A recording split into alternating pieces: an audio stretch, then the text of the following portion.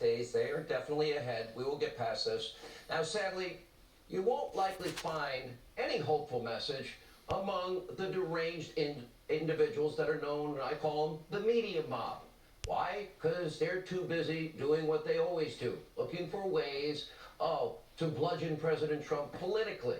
You got one far left media mob maniac over at the New York Times using the virus to attack her least favorite network. Oh, and yours truly. Yeah, she's accusing Fox News of putting her mother, the elderly people, at risk. Now, she actually watched our coverage and cared about truth. And actually, she should put a correction in her newspaper. We would know that we've reported without fear from the very beginning. We have our own little timeline on Hannity.com. In order to help the media mob out, we put it all together for them so they can't plead ignorance when I think about suing them, including the interview with Dr. Anthony Fauci on January 27th. That was only, 6 days after the first confirmed case in the United States.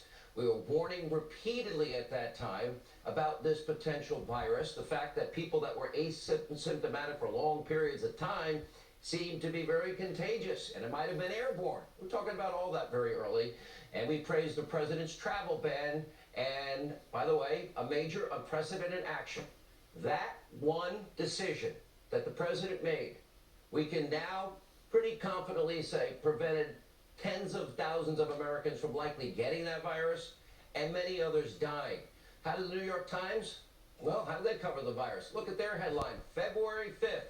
Let's see, that was 6 days after the travel ban and, 12 days after we had Dr. Fauci on. Is it safe to travel to China? Well, excuse me.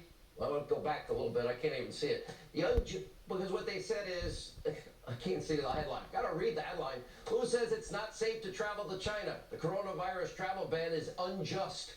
Really? I wonder if that writer's mob that loves to attack Fox and you little old me, so you're proud of your newspaper giving that kind of advice to your mom and to every other American? February 26th, her same newspaper, New York Times, they continue politicizing the disease. Remember this headline, Trump virus, if you are feeling awful, you know who to blame. And for weeks, instead of continuously reporting facts, New York Times, others using coronavirus as a political weapon. Attack Donald Trump at all costs. You got this idiot over at the Washington Post. Eric Pimple is his name. Washington Post. He actually, poor guy, he can't even get into printed edition. He can't even get 100,000 Twitter followers. Poor Eric. Anyway, he wants to be fired. Telling Washington Post, his paper, telling readers that we should be wary of an aggressive government response of the coronavirus. Oh, are you proud of that? And even worse, fake news CNN accusing the president of racism. Last weekend, MSDNC, the conspiracy channel, they floated a new conspiracy that Trump would use the virus to become a monarch. And now neither network. Now notice they're not airing the president's coronavirus task force briefings in full. And by the way, Eric the Pimple, he jumped for joyriding. CNN and MSNBC, DNC refused to carry the full Trump coronavirus briefing. So we have media networks in this country. They're not covering the president. It's a national emergency. He's giving out vital information to the American people to help save lives and mitigate the spread of disease. And they're playing politics. They're limiting coverage. And I should get fired or sued? I don't think so. We're proud of the work that we have done. We have full coverage on Hannity.com if you want to look at it. Information crisis, as I've been saying you, in America exists. What they are doing is repulsive. It is ugly. It hurts the country. Shouldn't surprise us because they have hated Trump every second, minute, hour of every 24-hour day for over 3 years.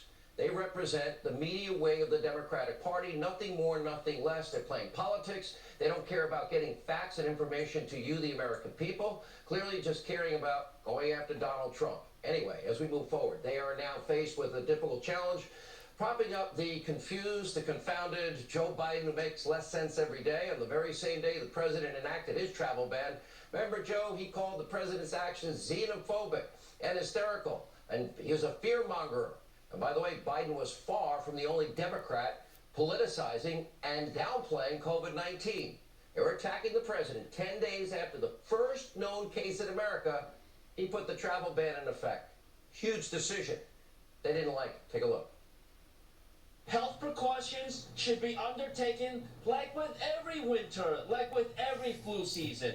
But there's really no need to panic and to avoid activities that we always do as New Yorkers. The risk to New Yorkers for coronavirus is low, and that our preparedness as a city is very high. What is out there in other places, we want to be careful about how we deal with it, but we do want to say to people, come to Chinatown, here we are, we're again careful, safe, and come join us. If you're under 50 and you're healthy, which is most New Yorkers, there's very little threat here. As late as March 2nd, there he is, Comrade Bill de Blasio, encouraging New Yorkers to, quote, get out on the town despite the coronavirus. Whoa, really? And on March 1st, New York governor, you know, the guy that all the Democrats are whispering about, maybe he should run for president. Well, he said there is no reason for anxiety, undue anxiety. The general risk remains low in New York. We are diligently managing this situation. We will continue to provide information as it is available. And by the way, similar to a statement he made in January when he actually tweeted out, quote, state health officials are carefully monitoring the coronavirus and we are prepared. The current risk to New Yorkers is low. Prepared? Really? No, that is a lie. Neither the mayor of New York nor the governor of New York were prepared for anything. New York State and City had virtually no stockpiles of medical equipment, masks, gloves, nothing. The stockpile of ventilators, totally insufficient. Cuomo was warned repeatedly about it. In fact, according to former Lieutenant Governor Betsy McCoy, Cuomo was warned about the storage of ventilators back in 2015 when a task force recommended the state get an additional 16,000 ventilators for the state in case there's a pandemic. Cuomo purchased no new ventilators. Instead, what did he do? He directed the task force to come up with a plan. How do we ration the measly 2,000 ventilators we already had? Now he's yelling at Donald Trump for more ventilators, and he puts the 4,000 he was given in a closet in a warehouse.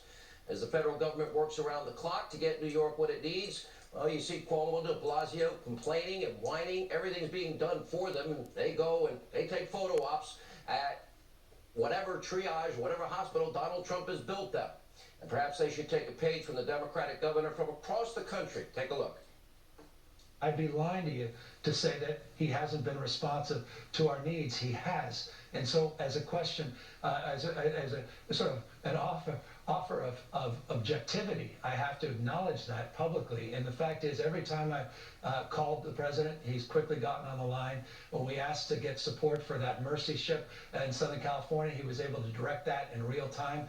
We got 2,000 of these field medical sites that are up, almost all operational now in the state because of his support. And those are the facts.